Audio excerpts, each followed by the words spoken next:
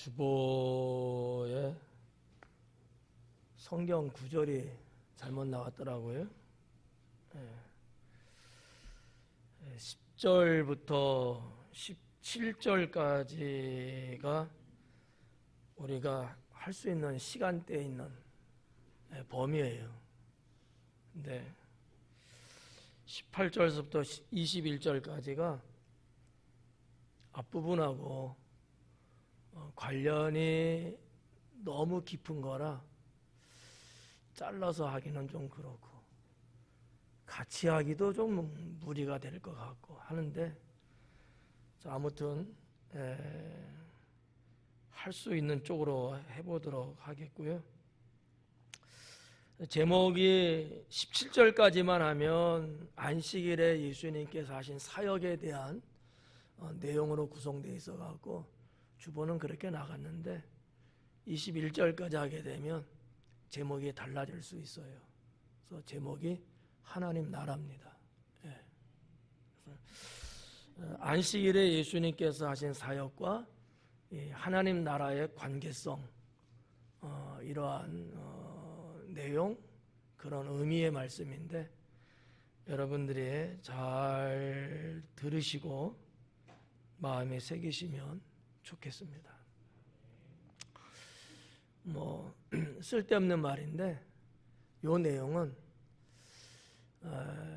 논문 하나를 쓸 수 있을 정도의 분량을 갖고 있는 내용이에요.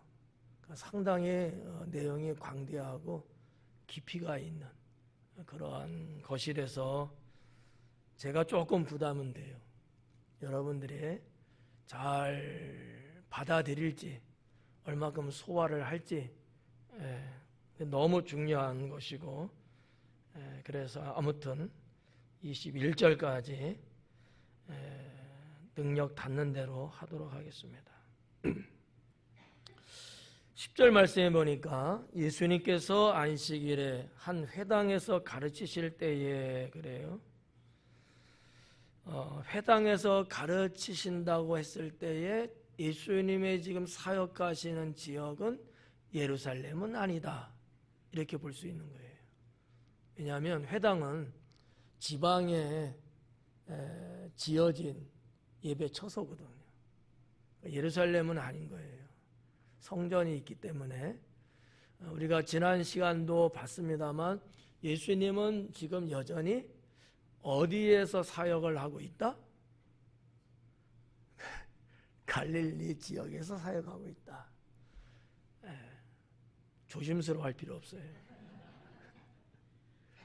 틀리면 어떻고 맞으면 어때? 갈릴리가 아니고 갈릴리 지역, 이렇게 보면은 빗나가지는 않을 거예요. 왜냐하면 갈릴리 이렇게 하면 갈릴리 호숫가를 주변으로 말한다고 볼 수 있고, 갈릴리 지방 하면은 더 넓은 그런 것을 이렇게 볼 수 있기 때문에 지금 그냥 넓은 의미에서 갈릴리 이렇게 해도 되고 갈릴리 지역 이렇게 해도 되는데, 자, 아무튼 이 내용을 이렇게 보고 다음에 더 뒤에 가면은 예수님께서 예루살렘을 향하여 움직이시는 것에 대한 내용이 기록이 되어 있거든요. 이런 여러 가지 정황을 봤을 때 예수님의 지금 사역의 장소는 예루살렘은 당연히 아니고, 앞부분에서 갈릴리 지역이라고 했을 때 보면 여전히 지금도 갈릴리 지역에서 사역하시면서 움직이고 있는 것이다라고 볼 수가 있습니다. 예수님은 회당에서 아주 자주 말씀을 가르쳤다, 이렇게 볼 수 있죠. 예수님의 회당의 출입, 여러 가지 이유가 있겠습니다만 그 중에 하나가 가르치는 사역이었어요. 왜냐하면 글쎄 그냥 들이든 산이든 해변이든 주님 가시는 곳에는 사람들이 몰려오는 것은 맞지만 좀 개념이 달라요.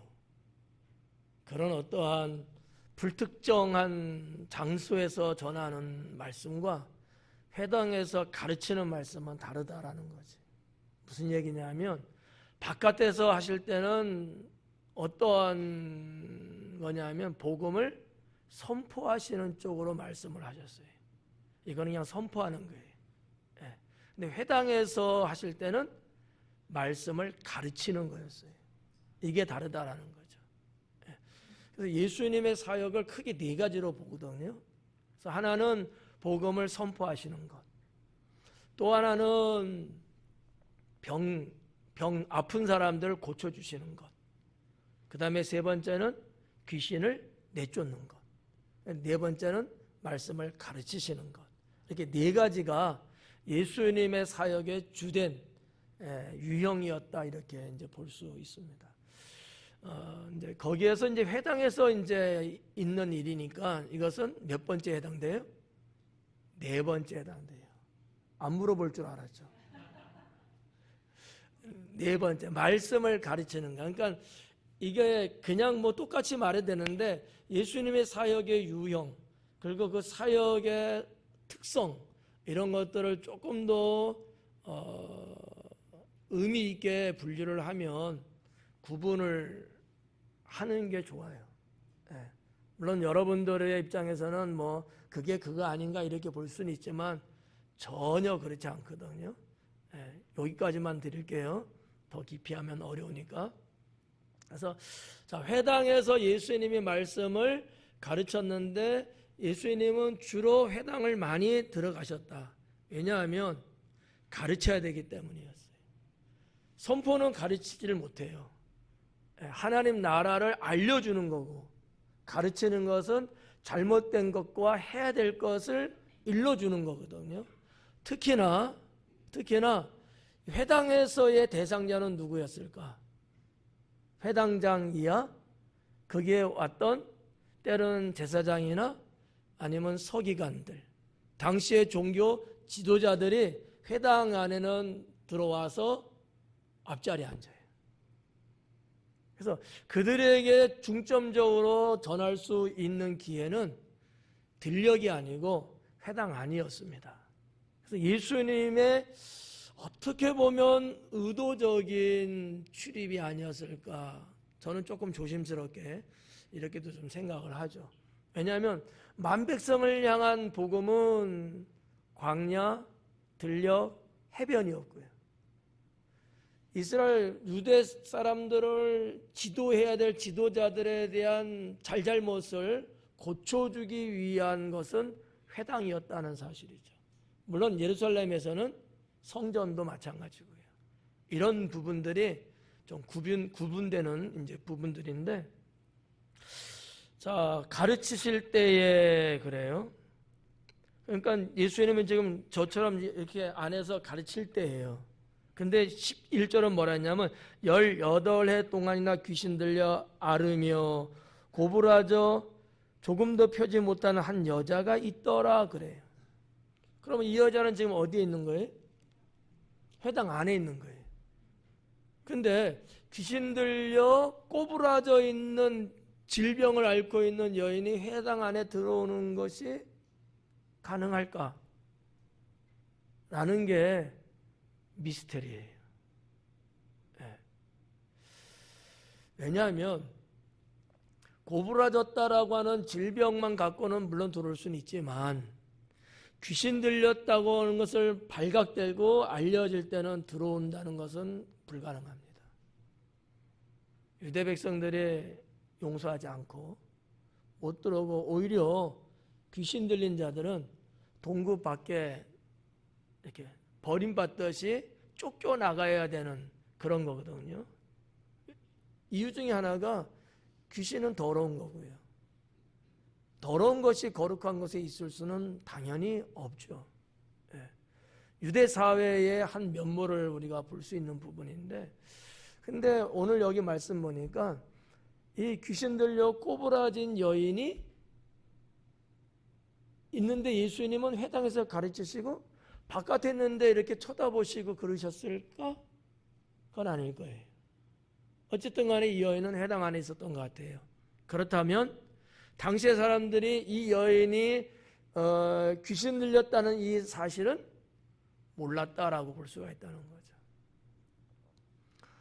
귀신은 때로 이렇게 알게 모르게 역사하고요. 여기에 이제 하나 뭐 짚고 넘어갈 것이 만약에 있다면은 이 꼬부라져라는 단어가 되는데 이게 이제 원어적으로 무슨냐면 정말 이렇게 앞으로 몸이 구겨진 상태예요.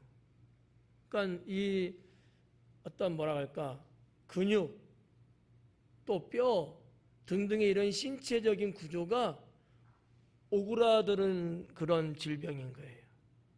오그라든. 여러분들 지금 여기 있잖아요. 이렇게 있을 수가 앉을 수도 없어요. 서는 것도 당연히 안 되고요. 몸이 이렇게 있는데 이렇게 구부러진 거야. 원어도 그렇게 돼 있거든요. 앞으로 완전히 접어들어서 구겨져 있다 이거거든요. 이런 병이야. 근데 제가 추측하건대 이러한 병 걸린 사람이 이 여인뿐만이 아니라 당시에는 아마 또 다른 이들도 아마 있었을 것이다라고 볼 수 있다는 거죠. 왜냐하면 이 여인이 회당에 들어오는데 전혀 제재받지 않고 들어왔을 거라는 거죠. 그러면 조금 더 많은 사람들이 다 알고 있고 그냥 주변에서 볼 수 있었던 병이 아니었을까 이렇게도 추측할 수 있습니다. 자, 문제는 뭐냐면 이게 단순한 질병이냐 아니면 귀신 들려서 그 병을 갖게 된 것이냐라는 문제거든요. 여러분 볼 때는 어떨 것 같아요? 성경에 그렇게 썼으니까. 근데 이제 보편적으로 유대인들의 그 어떤 사상 속에 생각 속에는 좀 이런 게 있어요. 작은 자질구레한 것은 아니지만 중병 같은 경우는 귀신 들려서 그랬다라고 하는 의식들이 상당히 강합니다. 이게 이제 보편적인 의식들이에요. 그러니까 이 여인의 질병의 형편도 상당히 중병이거든요. 그래서 귀신 들렸다라고 말할 수 있어요. 오늘 여기 본문에 있는 말씀만 갖고는 귀신 들려서 그랬다라고 말하기엔 조금 부담스러워요. 그럼에도 불구하고 왜 귀신 들려서 그랬다라고 말할 수 있냐면 그 뒷부분에 다시 한번 그 말씀이 나와요. 그렇다면 이 여인의 꼬부라져 있는 이 질병은 귀신 들려서 그런 것이다라는 게 맞고요. 예수님은 이 여인을 향하여 다음 절이지만 귀신에서 자유함을 주시거든요. 그러면서 병은 치료됩니다. 귀신이 떠나감으로 치료되는 사건이에요. 그러면 주어인은 병이 아니고 귀신이었다. 이렇게 볼 수 있다는 것이죠. 여기까지 이해되죠? 네. 그래서 이제 이 18년 동안이나 귀신 들려서 알았다라는 거죠. 병세가 있었는데 그 모양이 이렇게 앞으로 구부러져 있는 상태, 이런 상태라는 거예요. 누가는 이 부분을 상세하게 기록을 했습니다. 12절에 예수님께서 보시고 불러 이르시되 여자여 네가 네 병에서 놓였다 하시고 그럽니다. 자, 여인은 회당 안에 들어왔다고 가정하고 어디에 있었을까요? 만화를 그려보세요. 상상을 한번 해보세요. 어디 있었을 것 같아요? 에? 틀려도 상관없어. 자신 팔팔하게. 여인은 맨 뒤에 있었을 겁니다. 본인 스스로가 위축받을 수밖에 없거든요. 그리고 그 신체 조건 갖고는 앞에까지 간다는 것 자체가 무리수예요. 물론 회당이 크지는 않을 겁니다. 보편적으로 지방에 건설된 회당은 크지는 않아요.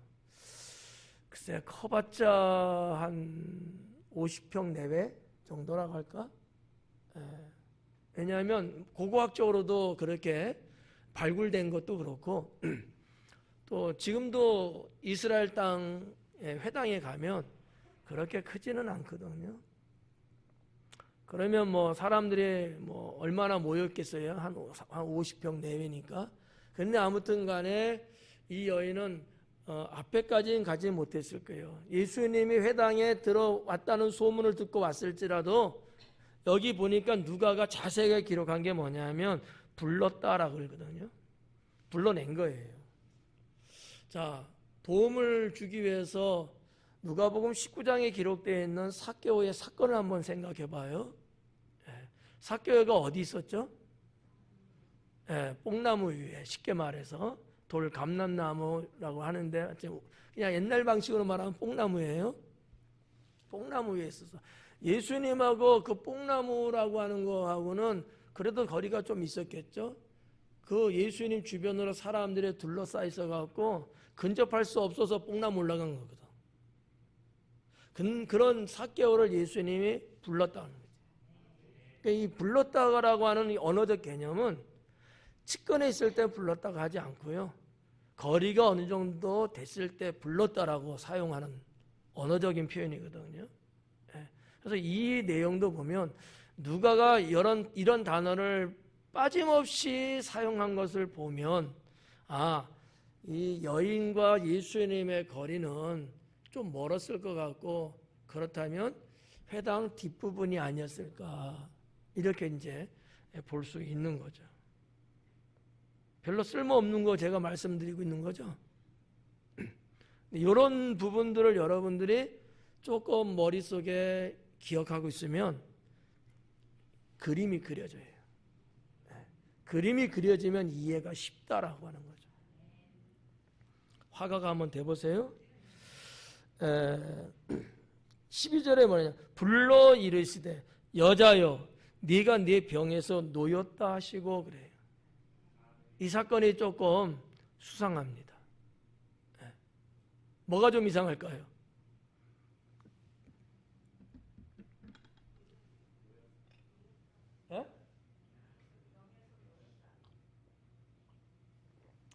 병에서 놓였다. 그럼 병에서 안 놓이면 어떻게 해? 나았다. 나았다는 것은 병이고 놓였다는 것은 사탄이 붙잡고 있기 때문에 놓였다고 한 거예요. 다르죠. 그거 말고 이 여자가 아무것도 원하지도 않았어요. 요청도 안 하고 누군가에 의해서 부탁도 없었어요. 그런데 예수님 스스로 의도적으로 이 여인의 병을 치료하시는 거예요. 그게 달라요. 왜 그랬을까? 이유가 뭘까? 이거를 알면 여러분은 목사님이야. 이유는 하나님 나라를 말씀하시려고 했던 것이라고 저는 생각해요. 그래서 21절까지 갈 수밖에 없는 거예요. 왜냐하면 17절까지만 하면 하나님 나라를 볼 수가 없어요. 17절까지는 그냥 단순하게 예수님의 사역의 사건뿐이거든요. 그 뒷부분의 장르가 하나님 나라에 대한 것을 예수님이 말씀을 하시는데 그 하나님 나라에 대한 말씀과 안식일의 사역은 상관이 상당히 있는 사건이다. 이렇게 보고 그 부분을 여러분에게 성경의 내용은 없지만 이 부분을 제가 재해석해 드리려고 해요. 왜 하나님 나라일까? 이 여인, 귀신 들려서 앞으로 꼬부라져 있는 이 여인을 치료하시는 것과 하나님 나라가 무슨 상관이 있을까라고 하는 부분들이 여러분에게 오늘 전할 가장 핵심적인 내용이에요. 어려우면 어렵다고 이야기하세요. 어려우면 17절까지만 할 거예요. 그렇구나 라고 눈치가 보이면 21절까지 가고. 자, 아무튼 예수님은 스스로 여자여 네가 네 병에서 놓였다 하시고 그래요. 자, 말씀드렸다시피 귀신에 의한 사탄에 의한 질병, 사탄이 붙잡고 있었어 이 여인을. 그래갖고 이 여인은 힘을 쓸 수가 없어갖고 자꾸 앞으로 구부러지는 거야. 사탄이 아마 이 여인의 목에 올라타서 진 눌렀을 거예요. 그러면 자꾸 이렇게 눈이 감기고 자꾸 구부러지거든. 지금도 마찬가지예요. 귀신이 사람들의 목에 올라타서 이렇게 진 눌러. 안마할 때도 좀 그런가? 뒤에서 이렇게 그러는 듯이 위에서 진 눌러요. 그러면 오력을 필 수가 없어. 보통 우리가 뭐 아프고 힘들 때도 이렇게 피지 못하고 이렇게 자꾸 구부러지잖아요. 그런 것처럼 귀신에 잡히면 그럴 수 있어요. 근데 이 사건은 지금 그 사건이에요. 근데 예수님은 이렇게 선포를 하시고 바로 안수를 해 주십니다.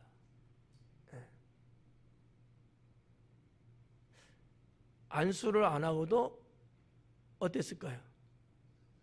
나을 수 있죠. 근데 왜 안수했을까요?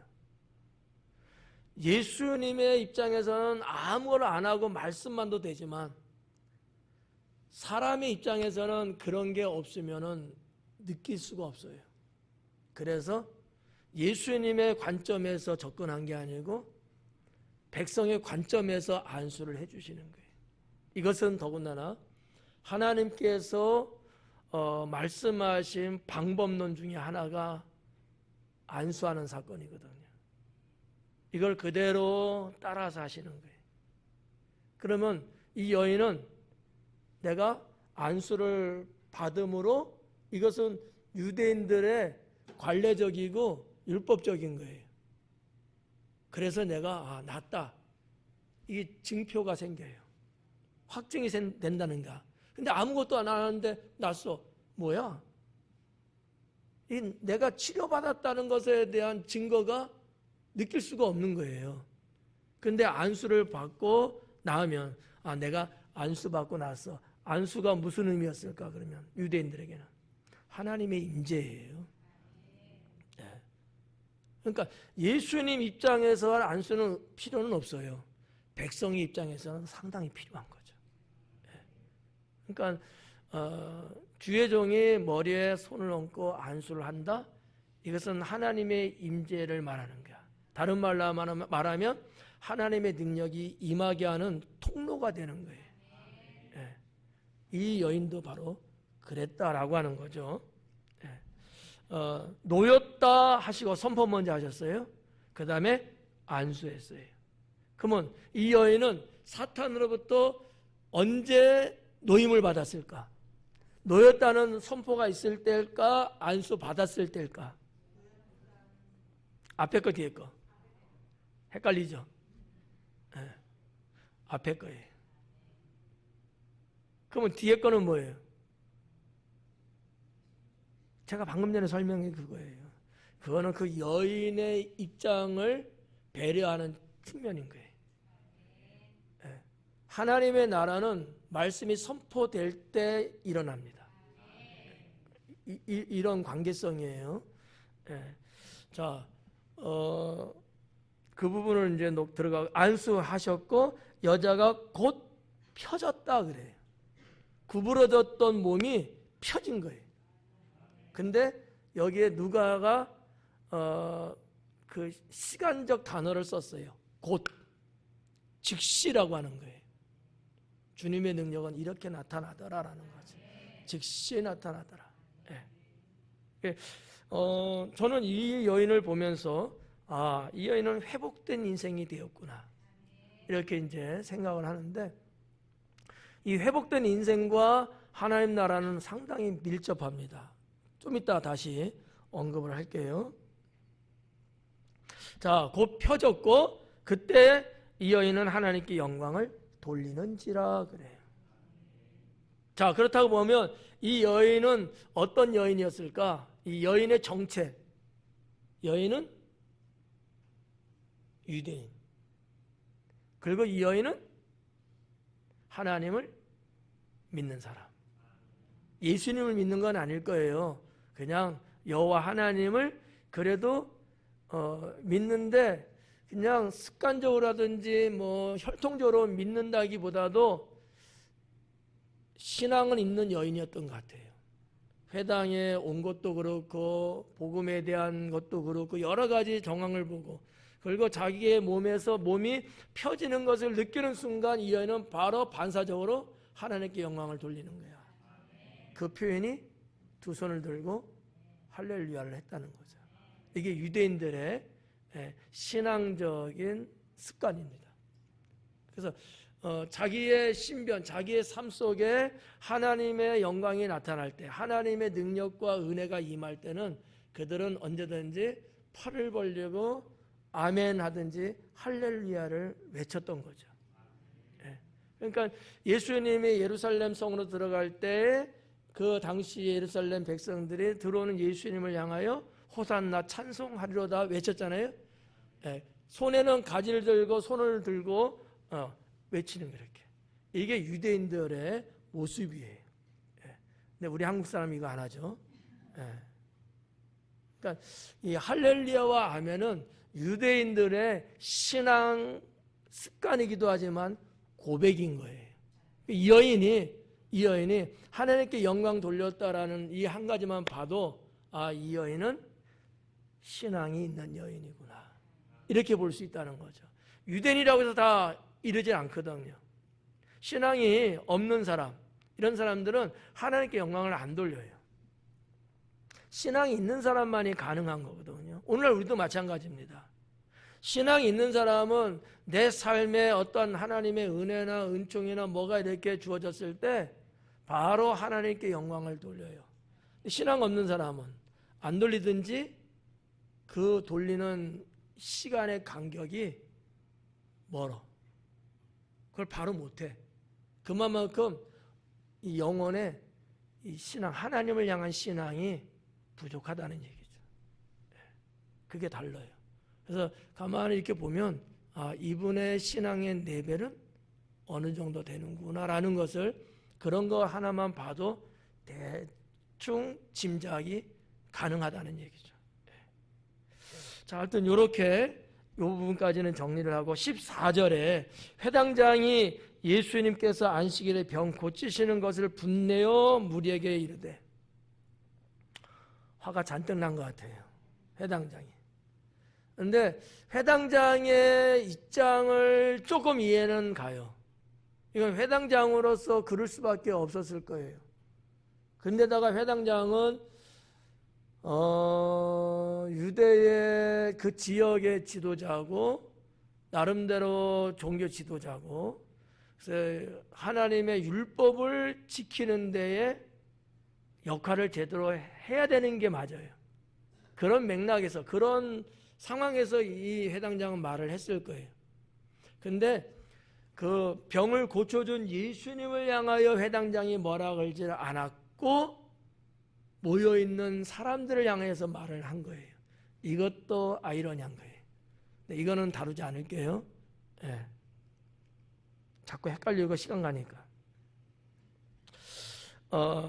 그래서 안식일에 병 고치시는 것을 분내고 무리에게 이르되 일할 날이 엿새 있으니 그 동안에 와서 고침을 받을 것이요. 누구에게 하는 얘기죠? 그러면 무리에게인데 누구죠? 여인이에요. 여인이 야단맞고 있는 거예요. 해당장의 의무적인 종교적 의무는 이해는 가는데 이 병 걸려서 그리고 고침받은 여인을 대하는 회당장의 모습은 잘못됐다라는 거죠. 왜 그랬을까? 우리가 이걸 알아야 돼요. 항상 진리냐 생명을 살리는 거냐, 이 두 가지를 봐야 돼. 이 두 가지에 해당되면은 그게 뭐가 되든지 그건 해야 되는 거예요. 근데 두 가지가 아닐 때는 금할 건 금해야 돼요. 그러니까 안식일이죠. 안식일은 노동하지 못하게 돼 있어요. 근데 예수님이 지금 귀신 들린 자, 병든 자를 고쳐줬어요. 이것도 노동으로 볼 수 있어요. 근데 예수님은 그렇게 보지 않으셨는데 회당장은 그렇게 본 거예요. 두 사람이 보는 시각이 달랐던 거죠. 회당장은 율법을 받고 예수님은 생명을 받어요. 네. 이거를 여러분들도 신앙생활 하시면서 구분을 하셔야 돼요. 진리를 위해서라면, 생명을 구하는 일이라면.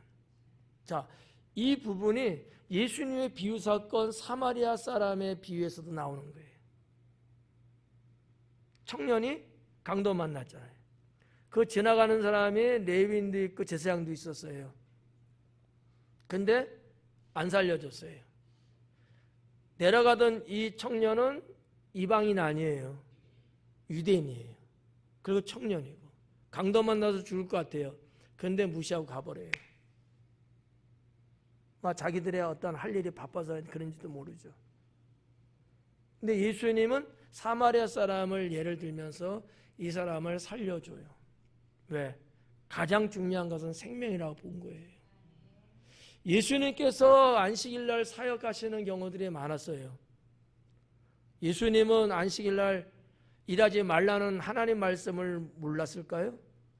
아셔요. 알지만 하셨어요. 아는데 하면 돼요? 안 되죠. 그런데 생명을 살리는 거기 때문에 하셨다는 거죠. 네. 안식일날 예수님이 복음을 전하셔요. 생명을 살리고 진리를 가르치는 거기 때문에. 네. 자, 제사장은 하나님께 언제 제사를 집행할까요? 안식일날 쉬어야 되는데, 노동하면 안 되는데 노동으로 안 본 거예요. 보는 관점에 따라서 이게 다르다라는 건데, 이거를 그냥 여러분들이 구별하기 어렵고 복잡하니까 두 가지를 항상 생각하라는 거예요. 진리를 위한 거냐, 생명을 구하는 거냐. 이거는 허용될 수 있다라고 하는 거죠. 네. 여러분이 주일날 예배드려 교회 오는데 사고 나서 사람이 거기에 지금 있어. 뭐 화재가 났다든지 아니면 정말 차가 대파가 나갖고 크게 부서져갖고 걱정될 정도야. 근데 여러분이 지금 그거를 오면서 보신 거야. 어떻게 하실래요? 지금까지 했던 거로 어떻게 하셨어요? 생명을 구해야 되는 거야. 그냥 오지 말고. 물론 예배가 우리에겐 중요해요. 그러나 내 주변에 누가 있으면은 몰라도 없을 때는 나라도 일단 생명을 구해야 된다라는 거죠. 만약에 제가 그런 경우를 겪었으면 저는 어떻게 될까요? 저 예배 인도해야 돼. 지금 여기 사니까 이거 제가 나갔다고 생각해. 예, 저쪽에서 저기 우리 전 집사님 그 아파트 사러 같이 오는 중에 그거 봤어요. 예배 시간이 있어 내가 가야 돼. 그럼 저는 어떻게 될까요? 여기 많은 사람이 기다리는 예배자가 있는데 정신 나간 거 아니에요? 생명을 구해야 돼요. 이게 복음이다라는 거죠. 예수님은 이 관점에서 언제나 행동하셨다라는 거. 우리가 이런 거는 배워야 된다라는 거죠. 네, 아셨죠? 그래서 여기 이제 보면 15절, 14절 말씀드린 거예요. 이 회장장으로서는 자기의 할 일이고 뭐 등등을 해서 할 말을 한 거예요. 그런데 그 귀신 들려서 꼬부라진 그 여인의 생각을 못한 거죠. 15절 주님께서 대답하여 이르시되 외식하는 자들아 너희가 각각 안식일에 자기의 소나 나귀를 외양간에서 풀어내어 이끌어가서 물을 먹이지 아니하느냐 이런 말씀하셔요. 자, 먼저 외식하는 자들아, 이 외식하는 자는 12장 56절에서도 외식하는 자여 이랬거든요. 예수님이 종종 사용하는 말입니다. 외식하는 자. 외식이라는 거 뭐 지난 시간에도 말씀드렸습니다만 외식은 모양을 중시 여기는 거예요. 모양, 형식. 이게 외식이에요. 그러니까 겉과 속이 다른 거잖아요. 자, 근데 아무튼 회당장을 향하여 외식하는 자라고 했던 거예요. 아니, 회당장이 뭘 잘못했는데 나는 회당장으로서 할 것을 나는 당연히 난 할 것을 한 거거든요. 근데 예수님은 외식하는 자라고 이야기하십니다. 왜? 하나님이 원하시는 바는 생명인데 그 생명에 대한 것은 보지 않고 자기의 그런 어떤 거칠애적인 것만 봤기 때문에 외식하는 자라고 예수님은 말씀한 거예요. 거칠애죠. 우리도 이것을 버려야 합니다.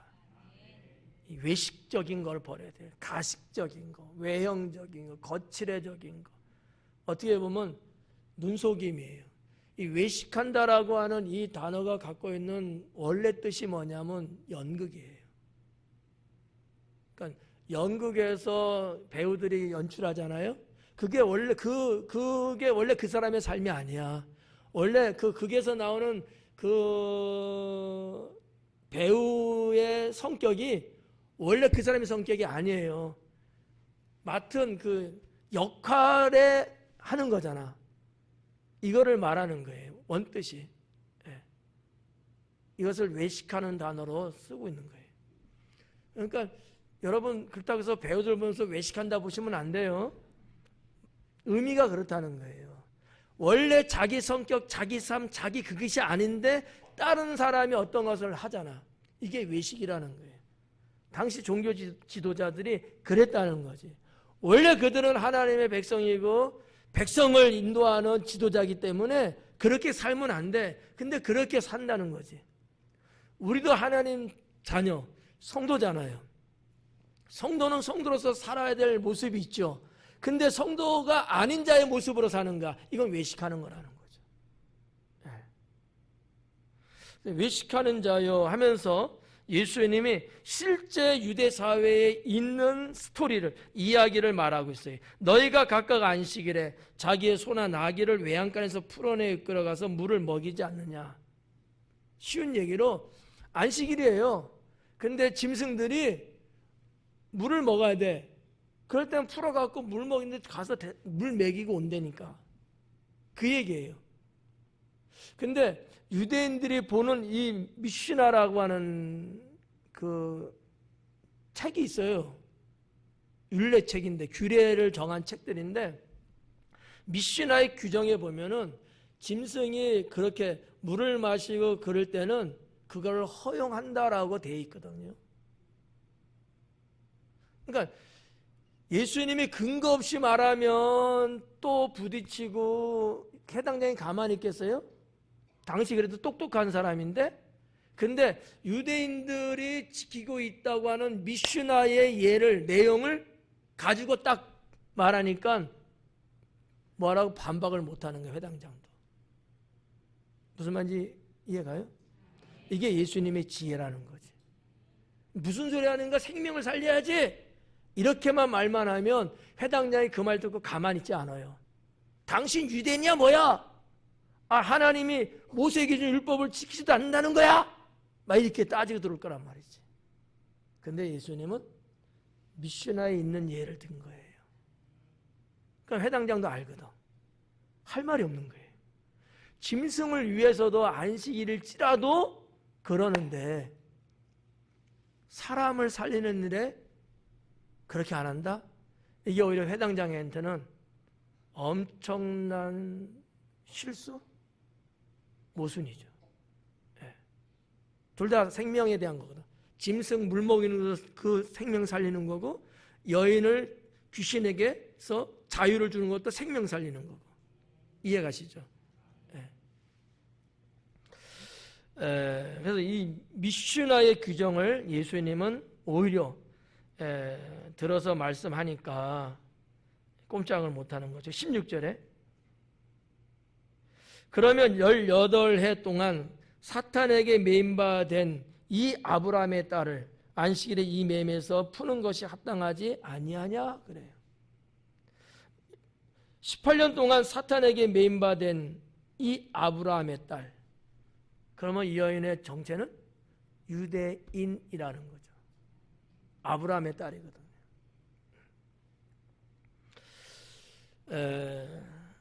꼼짝 못하게 예수님이 아주 지혜를 갖고 상황을 대처하는 모습을 보게 됩니다. 그냥 이 불쌍한 여자를 그러면 놔두란 말이야? 이러면은 또 말이 길어져. 근데 이 여자가 아브라함의 딸이거든. 그러면 유대인들의 의식 속에는 세상의 모든 사람들 중에서 유대인은 선민이고 유대는 우선권이에요. 할 말이 없는 거예요.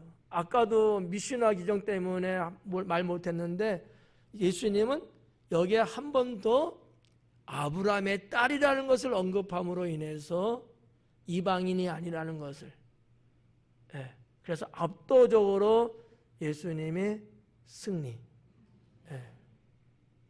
지혜예요, 지혜. 그렇게 말하는데 여기 보면 16절에 합당하지 아니하냐라는 말이 원어에는 우쿠 에데이라고 하는 단어거든요. 우쿠는 부정사인데 우쿠 에데예요. 무슨 얘기냐면 마땅히 그래야 한다라고 하는 거예요. 마땅히 그래야 된다. 그러니까 합당하지 아니하냐라는 말은 우리말로 해서 조금 번역은 냈는데 원어적으로 해석을 하면 마땅히 그렇게 해야 된다라는 거야. 이거는 타협이 있을 수 없다는 거예요. 이건 절대적이라는 거거든요. 그래서 원어적으로 해석하는 것이 훨씬 더 강렬하지 않을까 이렇게 생각해 볼 수 있고요. 17절에 예수님께서 이 말씀을 하심에 모든 반대하는 자들은 부끄러워하고, 누가 반대했을까요? 당시에 종교 지도자급에 있는 분들, 모세오경 율법을 중시 여기는 사람들, 일반 백성일지라도 그런 사람들이 분명히 있거든요. 그런 사람들은 오히려 부끄러워하고, 나머지 온 무리는 그가 하시는 모든 영광스러운 일을 기뻐하니라. 기뻐했다. 좀 다른 말로 표현하면 기뻐했다 말고 즐거워하니라. 개지나 징징란에 그런 분위기였다는 거예요.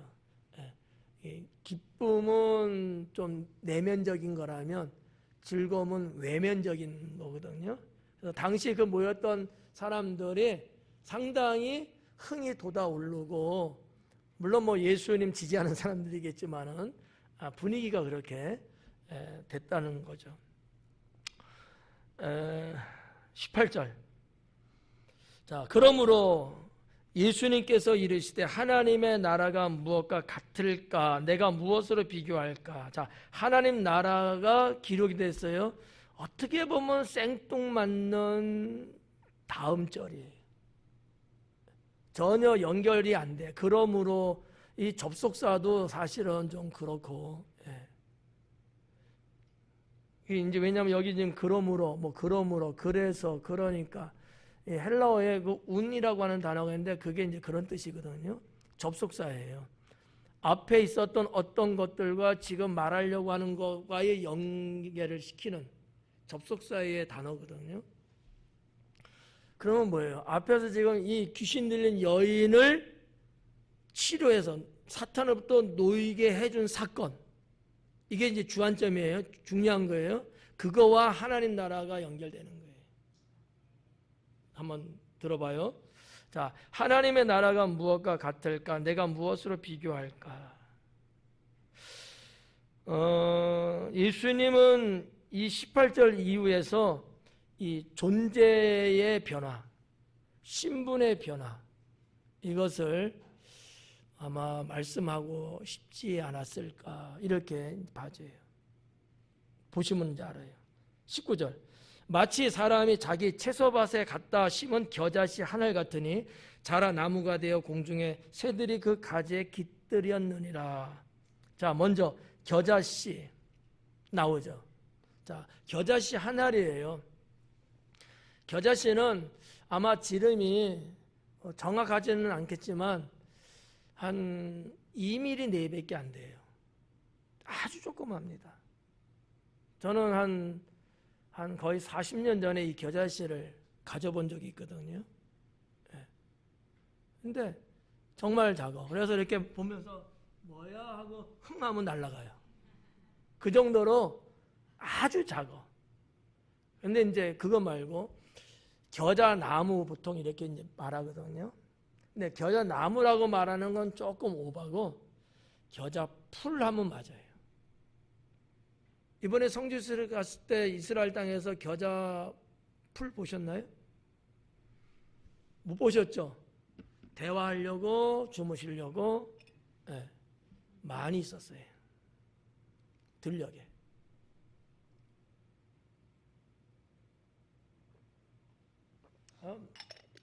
많은 사람들이 또 봤을 거예요. 근데 그게 뭔지 몰라서 지금 이렇게 매칭이 안 되는 것 뿐이지, 들려보면은 겨자 꽃이 피고 겨자가 이렇게 구분 가거든.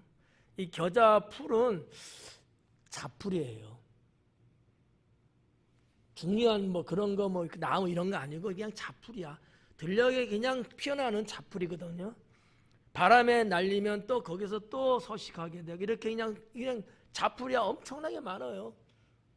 다음번에 가시는 사람은 유심히 겨자풀을 볼 수 있기를. 이거는 뭐 한 많이 커야 한 제 키 정도? 제 키 정도도 될까? 아니 안 될 거야. 한 1.5m? 1m, 1.5m 이 정도 아마 되는 것 같아요. 제가 본 거에 의하면. 더 작은 것들도 많고 풀이에요, 그냥 풀. 근데 무슨 얘기냐면 예수님이 이 겨자에 대해서 말씀했는데 이게 뭐냐면은 아무것도 아닌 거예요, 존재가. 아무것도 아니야. 자, 사탄에게 붙잡혔던 여인, 유대인이에요. 하나님의 딸입니다. 아브라함의 딸이에요. 그런데 당시에 이 여인의 존재는 사람들에게 아무것도 아닌 거예요. 그냥 밟으면 밟힐 수밖에 없는 여자예요. 겨자풀이 그래요. 사람들이 들녘을 다니고 또 옮겨가면서 그냥 밟고 지나가는 거예요. 이게 상당히 예수님의 비유 말씀은 하나님 나라를 이렇게 연결하고 계셔요. 중요한 건 또 있어요. 여기 보니까 마치 사람이 자기 채소밭에라고 말을 합니다. 채소밭에 갖다 심었대요. 채소밭이 아니고 이 케포스라고 하는 단어도 되어 있거든요. 케포스는 무슨 뜻이냐면 정원이에요. 마치 어떤 사람이 예수님이거든요. 생명력도 없고 가치도 없고 보잘것도 없고 천하디 천한 겨자 씨 하나를 정원에다 옮겨 심었다는 거죠. 뭐를 말하는 걸까? 이게 하나님 나라라는 거예요. 세상에서 죄로 죽을 수밖에 없고 무시천대받고 버림받고 사탄에게 붙잡혀 살고 있는 우리를 주님은 하나님 나라에다 심은 거예요. 하나님 나라. 이 말씀이 그래서 이 여인의 사건하고 연결되는 말씀이라고 저는 보는 거죠. 근데 들어보니까 그런 것 같죠? 그런 것 같으면 안 되고 그래야 되는데.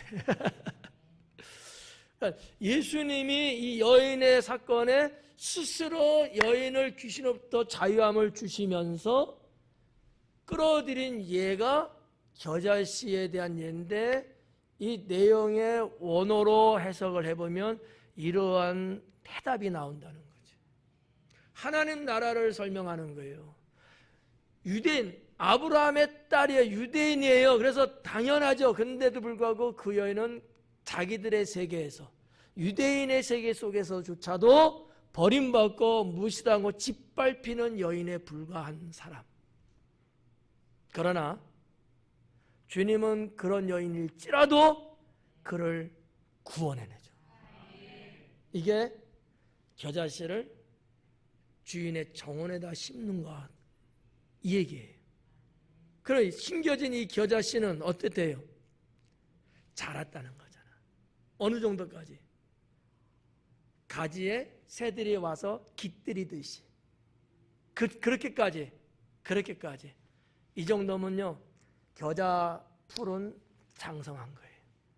이게 하나님 나라다. 신약성경 사도 바울을 통해서 하신 말씀에도 그렇잖아요.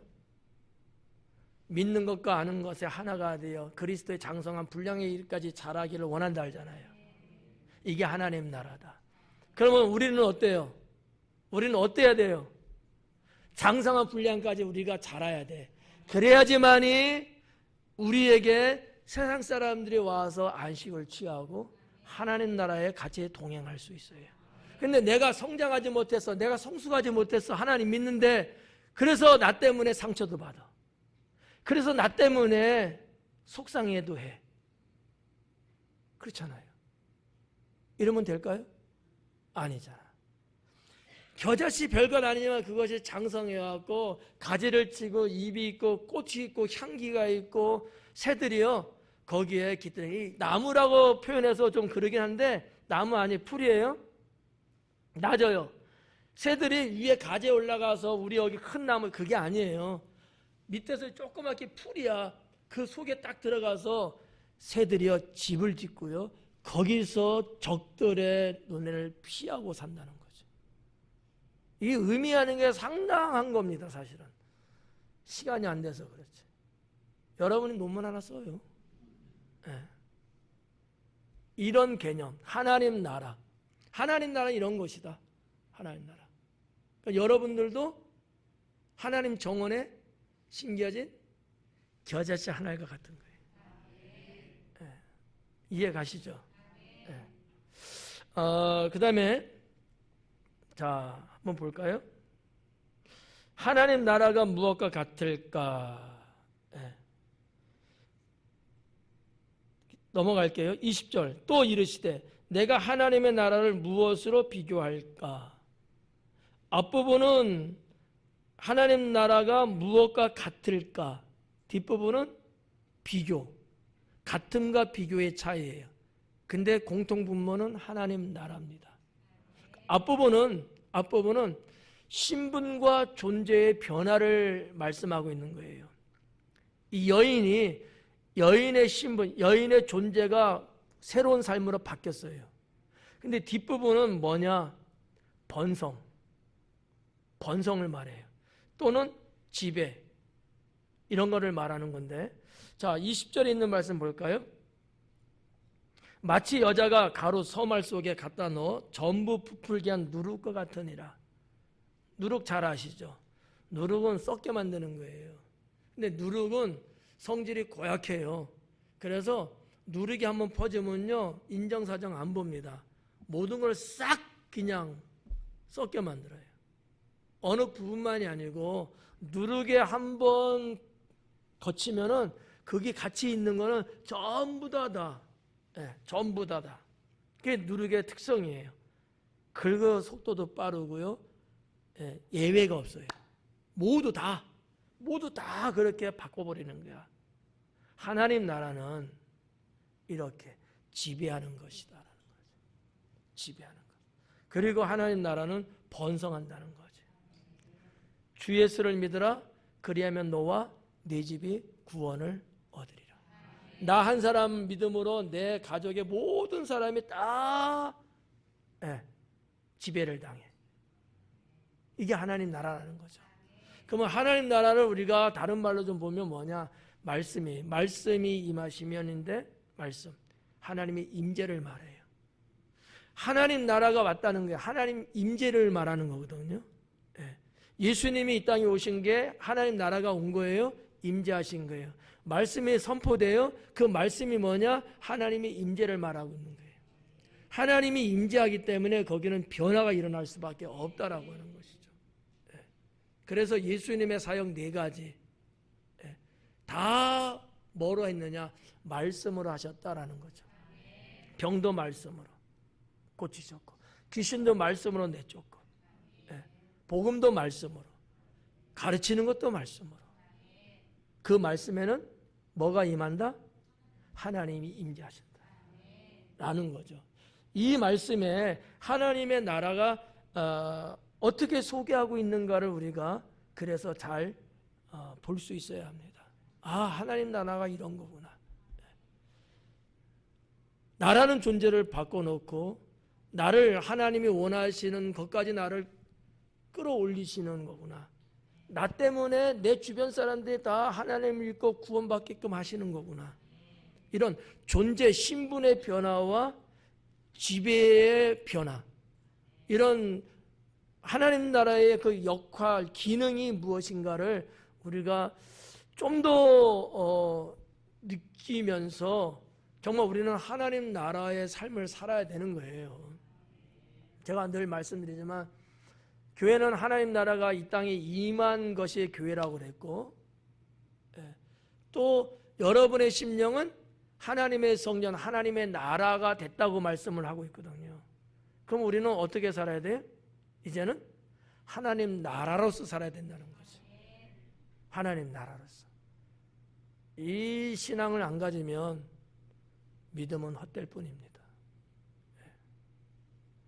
예수님이 이 말씀을 하시려고 저기 있는 여인을 일로 와 고쳐주신 거예요. 이런 일이 거의 없거든요.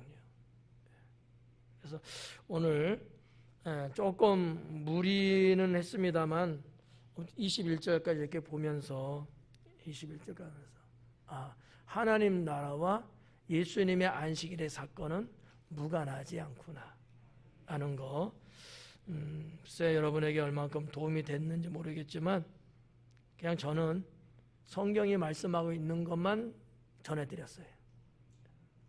여러분이 이제는 레시피를 갖고 요리를 잘 하시면 돼요. 기도하겠습니다.